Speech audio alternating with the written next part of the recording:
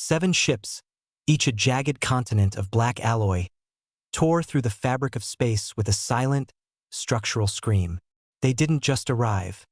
They displaced the vacuum, pinning the 200 vessels of the Zylari Shard-Legion against the searing corona of Solterra's sun. High Commander Reed watched the tactical overlay, her finger hovering over a command that would rewrite galactic history.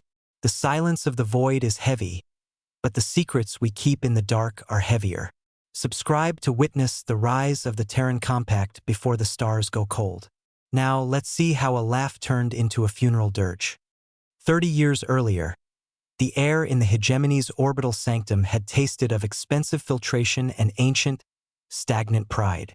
Ambassador Vance stood at the center of the Great Spire, his dress uniform looking stiff and slightly out of place among the flowing, bioluminescent robes of the elder species.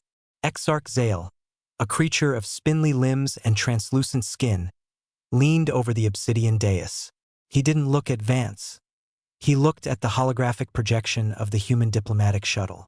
It was a utilitarian block of steel, dwarfed by the crystalline yachts of the inner rim worlds. The galaxy didn't tremble when humanity arrived. It simply laughed. Vance remained still, his hand occasionally brushing a small silver diplomat's pin on his lapel. The pin was a simple circle, representing the pale blue dot he called home. To the Hegemony, it was a trinket. To Zale, it was a badge of a beggar. They granted Solterra Provisional Observer status with a wave of a multi-jointed hand. It was a polite way of saying humanity was a harmless, tiny curiosity, allowed to watch the adults speak but never to sit at the table.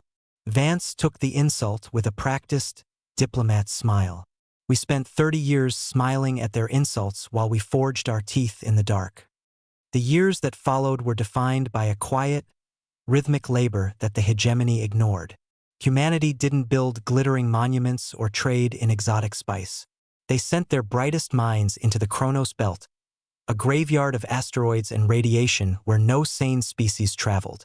As the years bled into decades, the laughter in the Hegemony subsided into a comfortable, dismissive silence. They forgot about the observers until the Zylari began their march toward the edge of the spiral. Warlord Kraz didn't see a threat. He saw a resource waiting to be harvested.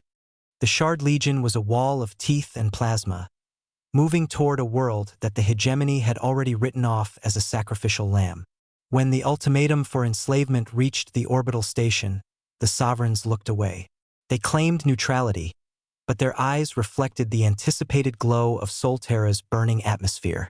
The pressure of the coming storm is building, and the galaxy is about to learn that some giants don't sleep. They just wait. Subscribe to ensure you're on the right side of the border when the Aegis Protocol fully unfolds. High Commander Reed stood on the bridge of the Aegis One, her gaze fixed on the incoming Zylari signatures. She wasn't a diplomat, and she had no interest in smiles. In her hand, she gripped the same silver pin Vance had worn 30 years ago, now tarnished at the edges but holding the weight of a billion hopes. The Shard-Legion didn't break formation at first. They simply couldn't comprehend the scale of the shadows falling across their hulls.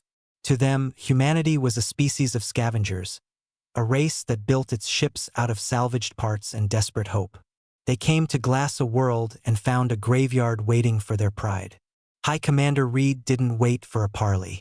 She didn't offer a warning. The Aegis-class dreadnoughts were not built for posturing. They were built for the absolute termination of a threat that the galaxy had deemed inevitable. The first volley wasn't light or plasma.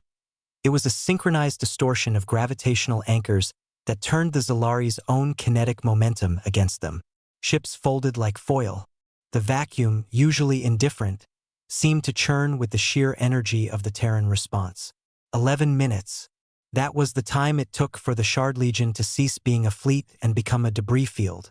The galaxy is watching, and for the first time in an eon, the silence isn't one of mockery, but of profound, bone-deep realization.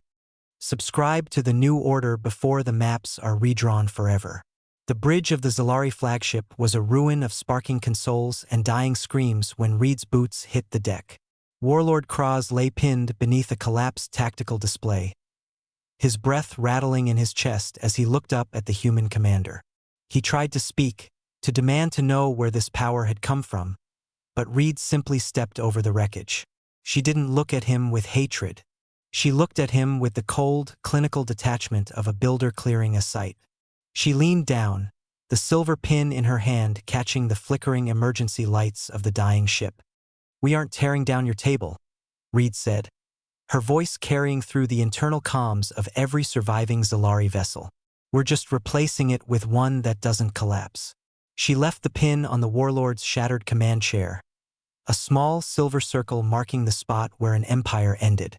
Back on the Aegis One, the view screen didn't show the carnage. It showed the horizon.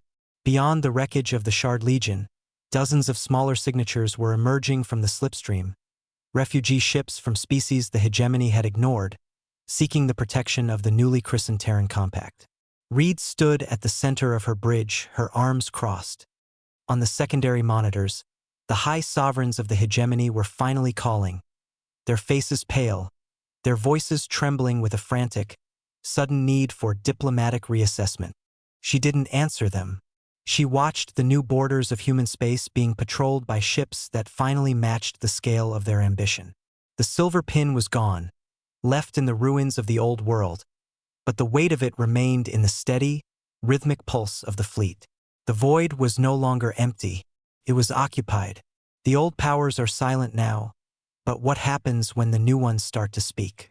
Subscribe to hear the first words of the Terran Compact tomorrow.